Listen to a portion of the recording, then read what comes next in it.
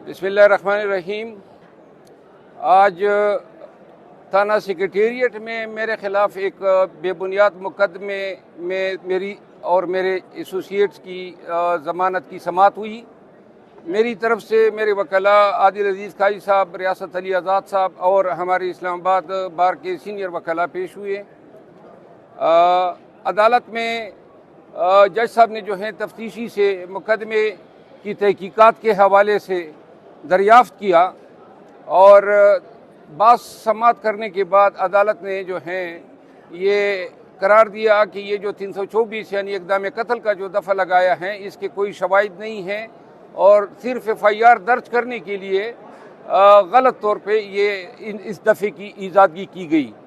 आज अल्हम्दुलिल्लाह अल्लाह के फजल करम से मेरे वकला के सपोर्ट से मेरी और मेरे एसोसिएट की ज़मानत कबल अज़ गिरफ़्तारी कन्फर्म हो गई है, जो हक़ और सच्चाई की जीत है। काजी साहब जो है मैं उसे गुजारिश करूँगा कि वो दो बातें कर लें। बिस्मिल्लाहिर्रहमानिर्रहीम।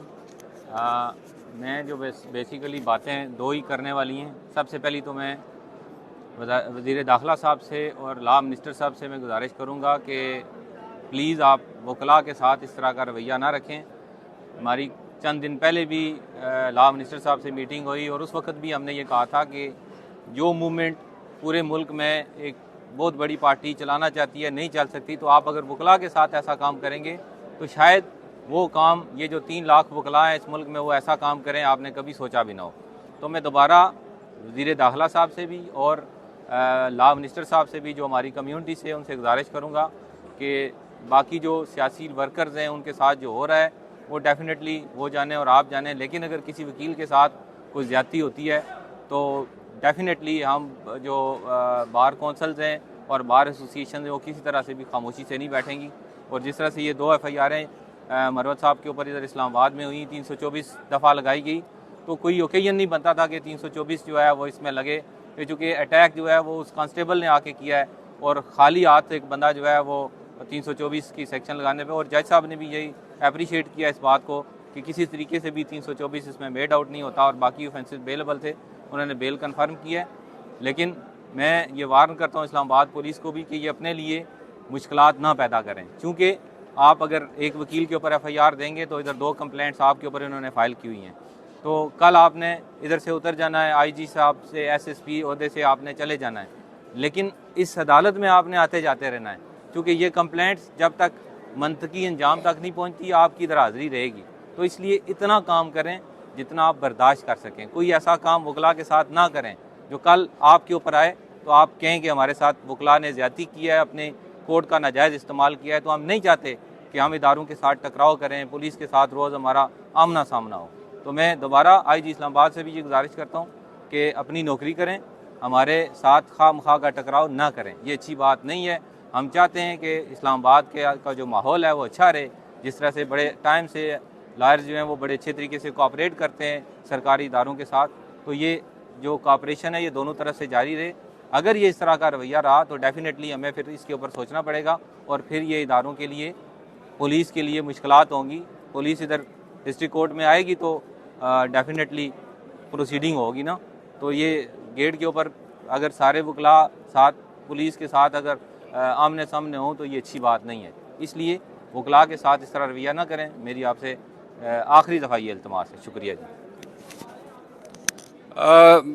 रियासत अली आज़ाद साहब हमारे साबिक सदर रहे हैं, मैं इनसे इस्तदा करता हूँ कि वो भी अपने ख्यालात का इज़हार करें। बिस्मिल्लाहिर्रहमानिर्रहीम। सबसे पहले तो बात यह है कि मैं समझता हूँ कि ये जो FIR थी ये पॉलिटिकल विक्टिमाइजेशन थी शेर अफजल खान साहब की, चूँकि ये एडवोकेट सुप्रीम कोर्ट हैं, थारो प्रोफेशनल लॉयर हैं, डिस्ट्रिक्ट कोर्ट से सुप्रीम कोर्ट ऑफ पाकिस्तान तक काम करते हैं। और जिस दिन ये वकूआ हुआ उस दिन भी अपने ही केस में, एक अपने क्लाइंट के केस में सुप्रीम कोर्ट ऑफ पाकिस्तान में बेंच नंबर 2 में पेश होने के लिए जा रहे थे जब ये अल्टरकेशन हुई।